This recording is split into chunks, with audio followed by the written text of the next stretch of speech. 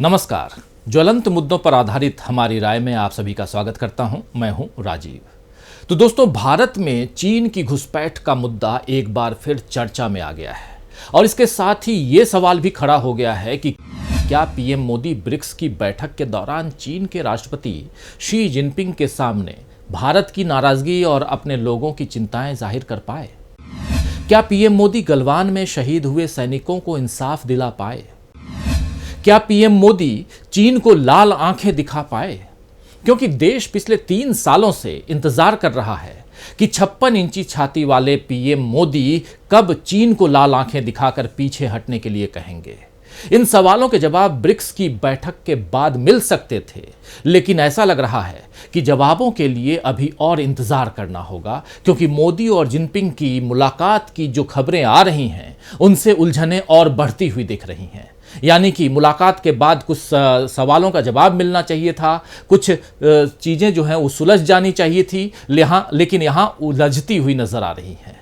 दरअसल पुराने सवालों की लिस्ट में अब एक नया सवाल भी जुड़ गया है कि मोदी और जिनपिंग की मुलाकात में पहल किसने की, क्योंकि दोनों देशों के दावे अलग अलग हैं।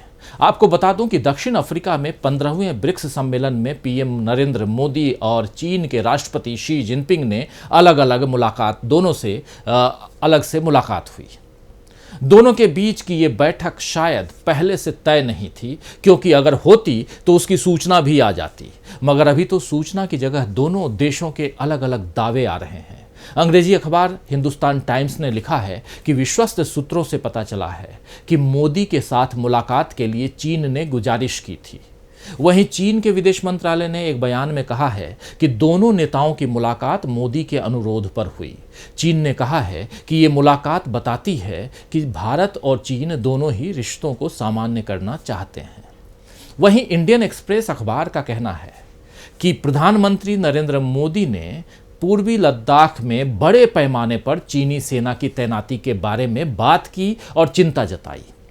और इसी मुलाकात के बारे में भारतीय विदेश सचिव विनय क्वात्रा ने कहा है कि प्रधानमंत्री मोदी ने ब्रिक्स शिखर सम्मेलन से इतर बातचीत के दौरान चीनी राष्ट्रपति जिनपिंग को पूर्वी लद्दाख में वास्तविक नियंत्रण रेखा यानी LAC line of actual control पर अनसुलझे मुद्दों के संबंध में भारत की चिंताओं से अवगत कराया। क्वात्रा ने इसे द्विपक्षीय बैठक नहीं बताया, लेकिन कहा कि बुधवार को हुई बातचीत में मोदी ने रेखांकित किया कि सीमावर्ती क्षेत्रों में शांति बनाए रखना और LAC का सम्मान भारत और चीन दोनों के संबंधों को सामान्य बनाने के लिए आवश्यक है। खबर यह भी है दोस्तों कि मोदी और जिनपिंग के बीच लद्दाख में LAC पर तेजी से तनाव घटाने को लेकर सहमति बन गई है। दोनों देश सैनिकों की जल्द वापसी के लिए अपने देशों के अधिकारियों को निर्देश देने पर सहमत हुए हैं। तो कुल मिलाकर कल से लेकर आज तक के इस घटनाक्रम से एक बार फिर भारत और चीन के संबंधों पर छाई धुंध साफ होने की जगह कोहरा और बढ़ गया है, क्योंकि ऐसा लग रहा है कि चीन के मसले पर देश को फिर से गुमराह करने की कोशिश की जा रही है। 2020 में आपको पता है कि गलवान की घटना के बाद पीएम मोदी ने कभी भी ये नहीं माना कि चीन हमारी जमीन पर घुसा है। तो फिर चीन के सैनिकों की वापसी की बात कहां से उठ रही है? आखिर वो कौन से अनसुलझे मुद्दे हैं जिन पर मोदी ने जिनपिंग से चर्चा की है, बातचीत की है? देश के सामने सही जानकारी रखने की जगह सरकार फिर से ब्लेम गेम में लग गई है और हमेशा की तरह निशाने पर हैं राहुल गांधी। जी हां, बिल्कुल सही सुन रहे हैं आप। बीजेपी फिर से घूम फिर कर राहुल गांधी पर आ गई है, क्योंकि लद्दाख की सरजमी से राहुल गांधी ने एक बार फिर चीन की घुसपैठ पर गलत जानकारी देने और देश को गुमराह करने के लिए पीएम मोदी को निशाने पर लिया है। आपको बता दूं कि राहुल गांधी पिछले 1 हफ्ते से लगातार लद्दाख में हैं, लद्दाख के दौरे पे हैं। आज उनके दौरे का आखिरी दिन है। आज करगिल में दिए अपने भाषण में राहुल गांधी ने कहा कि चीन ने हिंदुस्तान की जमीन ली है, लेकिन पीएम मोदी ने कहा कि हिंदुस्तान की 1 इंच जमीन किसी ने नहीं ली है। ये झूठ है। लद्दाख का हर व्यक्ति जानता है कि पीएम मोदी सच नहीं बोल रहे हैं। जरा सुन लीजिए। लद्दाख एक स्ट्रेटेजिक जगह है और यहां आने पर, खासतौर से जब मैं पैंगोंग लेक में था, तो एक बात बिल्कुल साफ है कि चाइना ने हिंदुस्तान की जमीन ली है। हजारों किलोमीटर जमीन हिंदुस्तान की चाइना ने हमसे छीनी है। और दुख की बात है कि हिंदुस्तान के प्रधानमंत्री ने ऑपोजिशन की मीटिंग में कहा कि हिंदुस्तान का 1 इंच किसी ने नहीं लिया है। यह सरासर झूठ है। लद्दाख का हर व्यक्ति इस बात को जानता है कि लद्दाख की जमीन चाइना ने हिंदुस्तान से ली है और प्रधानमंत्री जी सच नहीं बोल रहे हैं। इससे पहले 19 और 20 अगस्त को जब राहुल गांधी पैंगोंग लेक गए थे तो वहां भी उन्होंने चीन पर भारत की जमीन हड़पने का इल्जाम लगाया था और बताया था कि यहां के लोग कहते हैं कि चीन हमारे मवेशियों के चारागाह पर अपना कब्जा करके बैठा हुआ है। लेकिन पीएम मोदी ने कभी ये बात स्वीकार नहीं की कि चीन हमारी जमीन पर घुस आया है।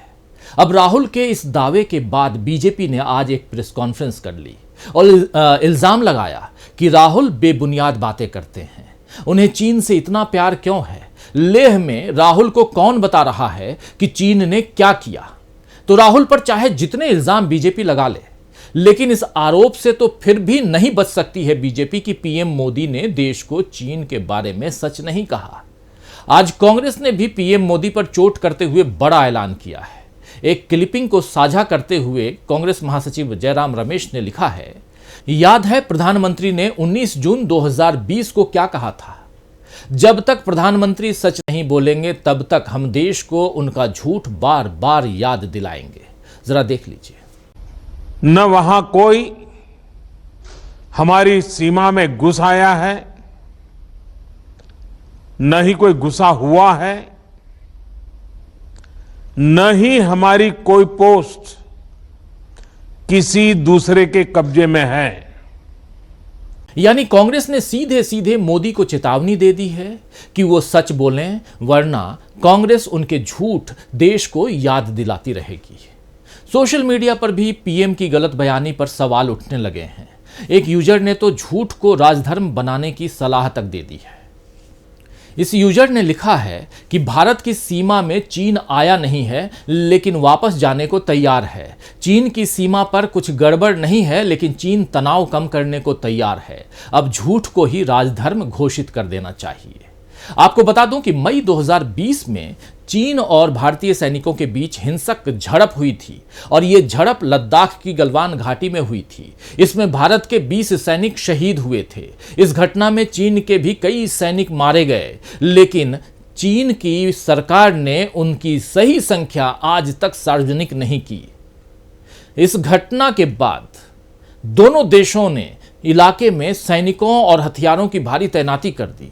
भारतीय और चीनी सैनिकों के बीच पूर्वी लद्दाख में कुछ स्थानों पर अब भी गतिरोध बना हुआ है, जबकि दोनों पक्षों ने राजनयिक और सैन्य वार्ता के बाद कई क्षेत्रों से सैनिकों को पीछे हटाने की प्रक्रिया पूरी कर ली है।